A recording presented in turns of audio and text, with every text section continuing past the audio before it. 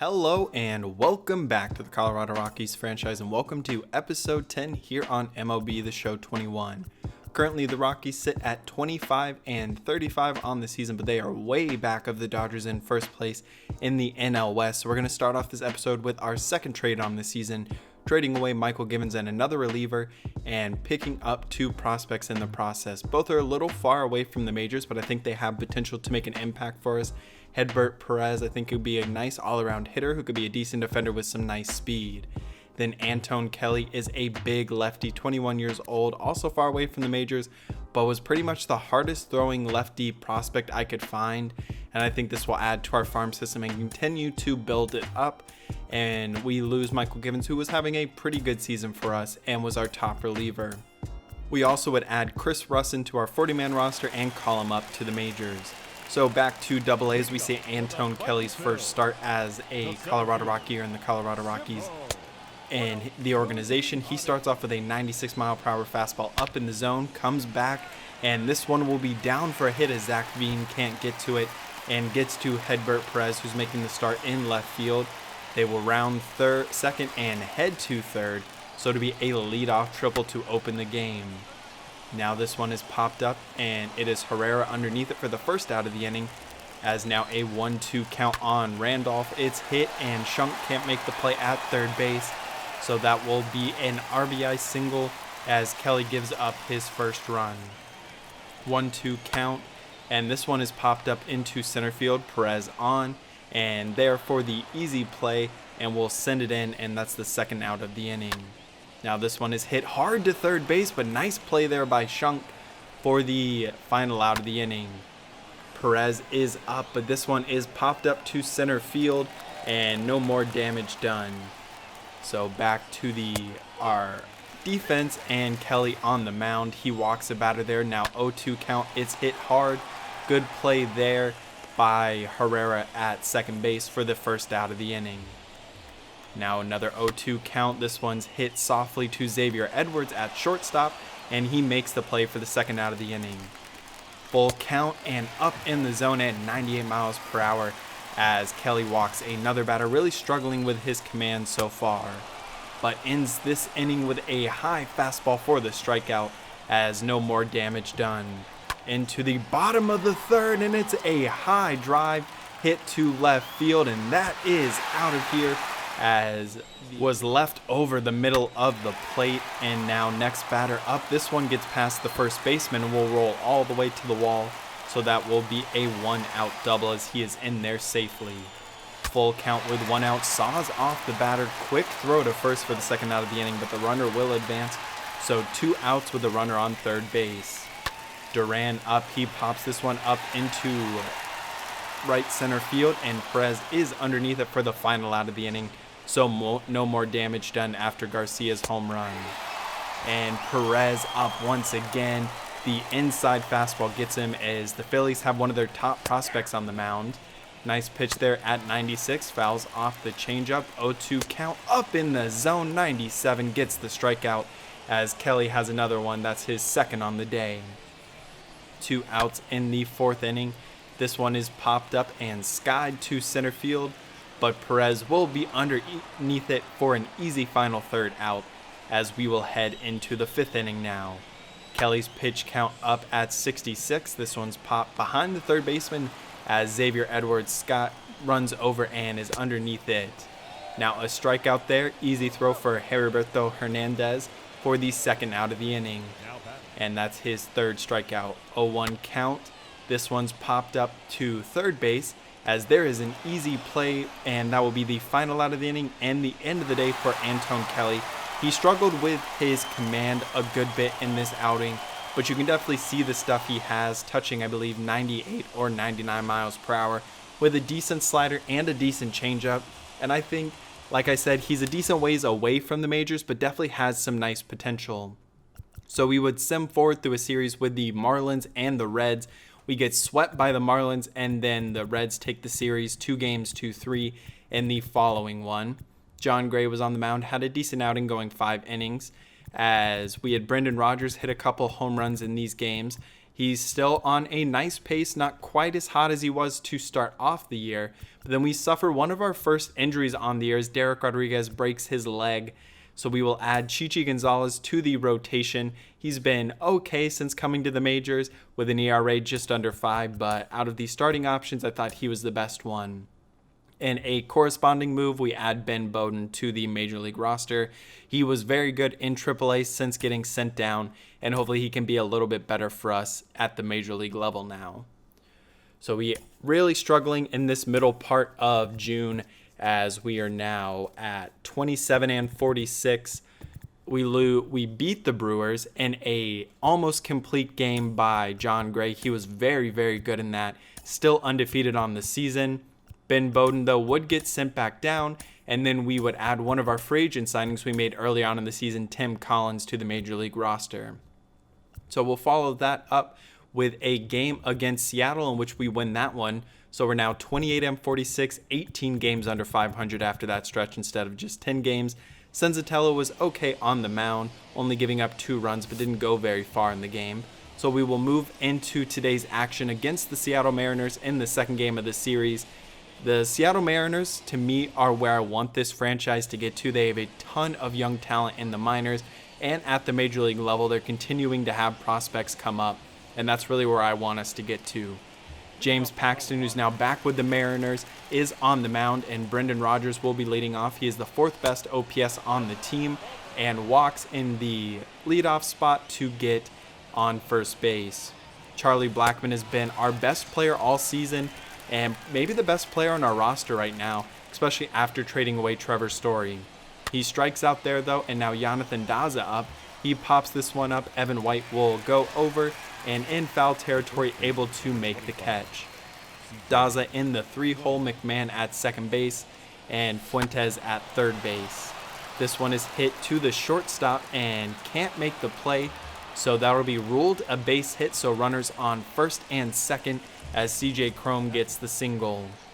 Ryan McMahon has really struggled so far this year.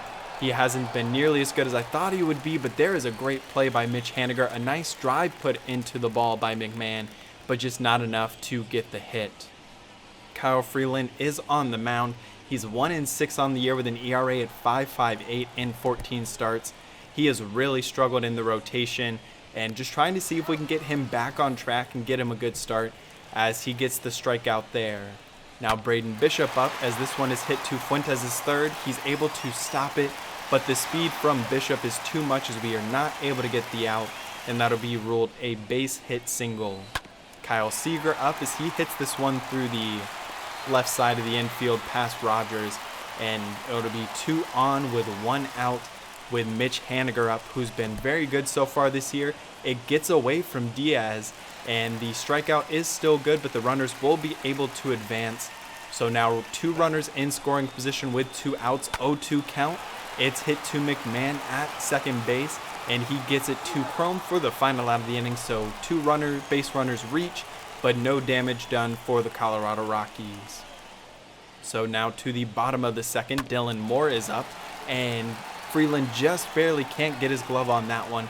So to be into the outfield for a 1-out single. Evan White up, the very good defensive first baseman.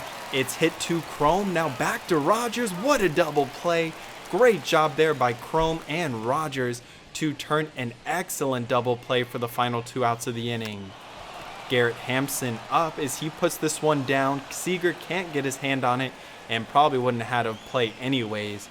Garrett Hampson was 2 for 25 in his last 5 games, and that was a great hit there. But trying to steal, Paxton just throws to first base, and Hampson takes off. Probably a poor decision, and we will head into the 4th inning. Jonathan Dazza up as this one lands in front of Haniger for a leadoff single.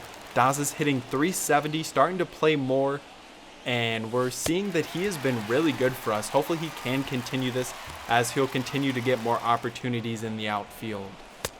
McMahon up though, and he will go down swinging on the high heat as there's Paxton's 3rd strikeout on the day. Diaz is up as this one is skied into right field, but easy play for Haniger as we will now head into the bottom of the 4th inning. still knotted up at 0-0. Julio Rodriguez up at the dish as it eats up Brendan Rodgers. No play there, but Kyle Lewis is out of the lineup. He got hurt earlier this year, so they called up their top outfield prospect, or one of the two with him and Jarrett Kelnick, but Julio Rodriguez is thrown out there. He has a ton of potential and probably will be a superstar for them. Josh Fuentes forces a 3-2 count, and nice take there on the knuckle curve. So another full count as Raimel Tapia will go down swinging, and we have one out. Third straight batter, third straight full count, but this one is hit to the second baseman, and it will be a 4-6-3 double play to send us to the bottom of the 5th inning. Tom Murphy up as Kyle Freeland still on the mound, still working well. He's been really good so far. And CJ Cron, maybe if he was just on the base there, the throw from Dazza was in quick and on target. Instead, it will be a single for Murphy, and that's followed up by a fly ball into center field. So 0-0 count to Evan White as this one's hit to Cron, to Rodgers, and then back to CJ Cron. So a very similar double play as what we saw in the previous inning, and that gets us out of the 5th inning. Jonathan Dazza, like I said, he's hitting very well. He's hitting .435 right now against lefties, an absolutely insane percentage, and he's got another hit against a lefty. As this one eats up Bishop in center field, he'll send it back in, but Jonathan Dazza with a triple with 2 outs, and maybe we have something going in the 6th inning here. CJ Cron, who's been one of our better hitters, strikes out though on the devastating curveball, and that will end the inning as the drop third strike is thrown to first base for the final out. Kyle Freeland threw 5 1/3 as this one is hit into center field, and that will be a 1-out single. But Kyle Freeland getting his pitch count in a nice controlled area, and the steal attempt is not in time as Diaz has a very strong arm but just can't make the throw quite on target. That's followed up by Braden Bishop walking as we now have runners on first and second, and another opportunity to see if Freeland can escape as this one is Chrome, Rodgers, and to Freeland.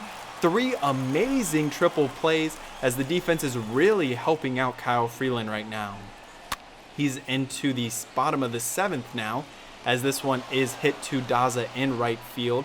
So a good play there, and now 2 outs as it'll be Tom Murphy who got a hit in his last AB.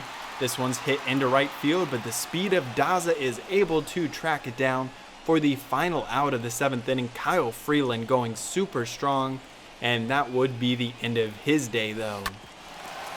James Paxton still on the mound as this one is hit by Raimel Tapia, but the throw is not in time, so he gets a lead-off single, just trying to see if any offense here can get continued hits strung together and finally get some runs on the board.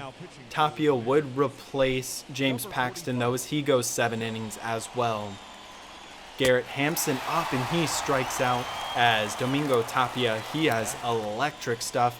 His fastball touches 100, a good changeup, good slider, as this one is hit by Brendan Rodgers, and the throw is not in time as Seager's able to knock it down as that one is ruled a base hit.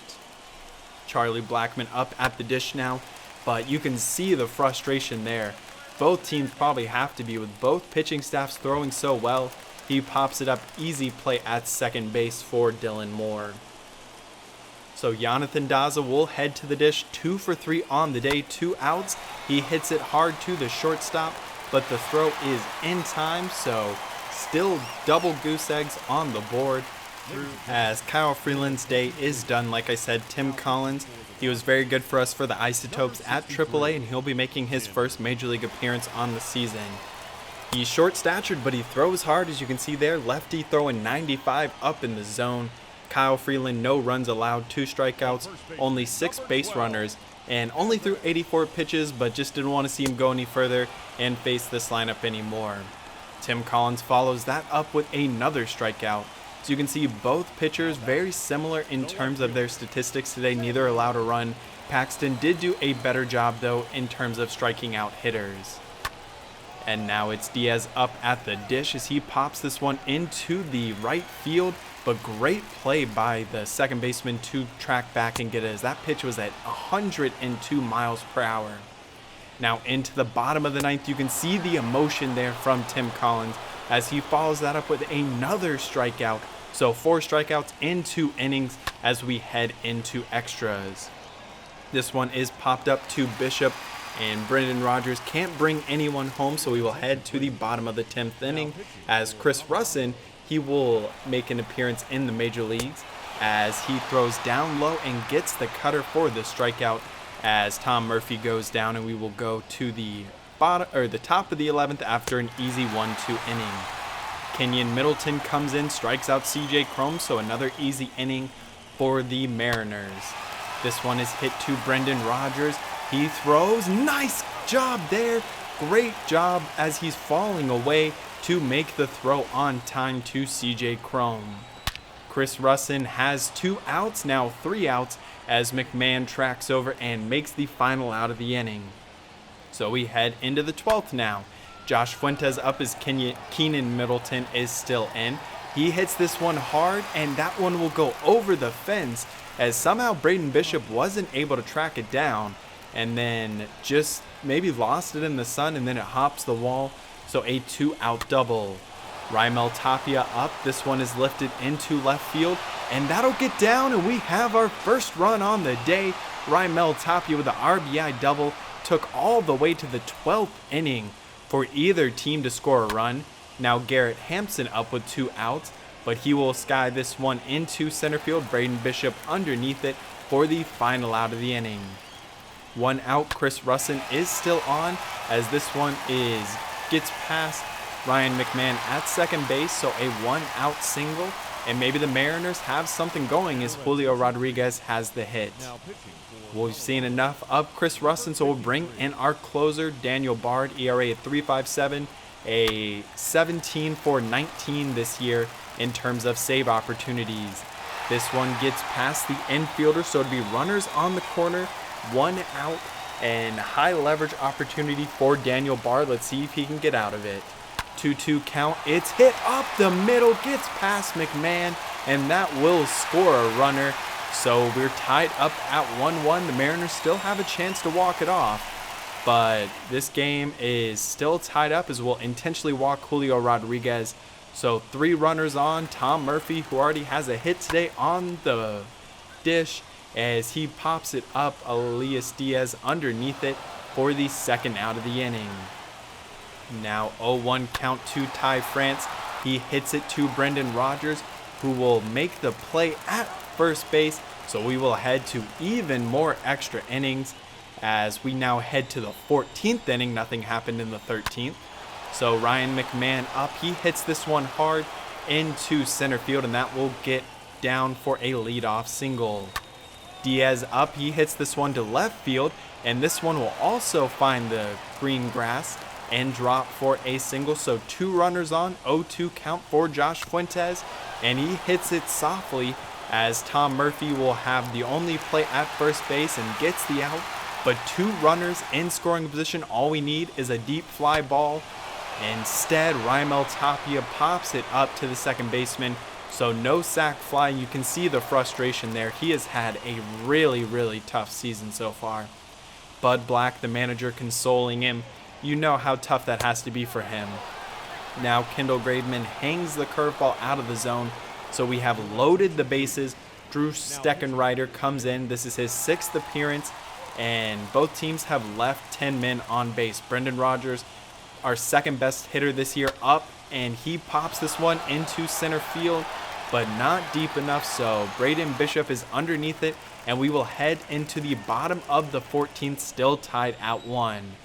Daniel Bard on the mound as this one gets past Brendan Rodgers, so to be a leadoff single. We know all it takes in a game like this is one single swing to end it. So now Kyle Seager up as the throw is down, and Diaz with the perfect throw to throw out Braden Bishop. Mitch Haniger up with 2 on, and this one will be deep off the wall, not out of here, as Raimel Tapia couldn't track it down, but it stays in the yard. So 2 outs as Haniger is now on second base, and the rookie phenom, Julio Rodriguez, 0 for 4 on the day. And there you go. His first career home run is a walk-off 2-run shot in the 14th inning as the Colorado Rockies lose to the Seattle Mariners in a marathon pitcher's duel. As Julio Rodriguez, no silent treatment for him, all of his teammates waiting for him at home plate. An exciting moment for the young player as he walks us off. Both teams had 11 hits, but Seattle had the home run, and that made the difference. So we are 28 and 47 now. An insane 27 games back, and we're not even into the month of July. Just crazy right now. But I hope you did enjoy today's episode. If you did, leave your thoughts down below. Who's impressed you the most so far this year? And also, what'd you think of the trade of Michael Givens and the prospects we got in return? Make sure you subscribe so you don't miss any more of the Colorado Rockies franchise. We're going to speed it up a little bit more. I think the next episode will hit the All-Star break. But I will see you next time. Have a great rest of your day.